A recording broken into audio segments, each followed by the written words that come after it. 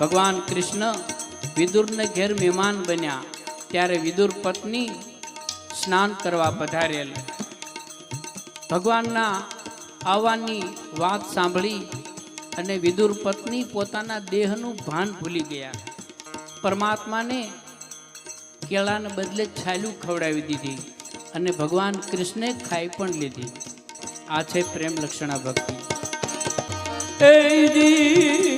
આવો પ્રેમ પ્રગટ્યો વિદુરની નારીને ભૂલી ગઈ દેહ કેરું કાન. કેળાની રે છાલમાં હરીને રીઝાવ્યા. કેળાની રે છાલમાં તો હરીને રીઝાવ્યા. છૂટી ગયું અંતર અભી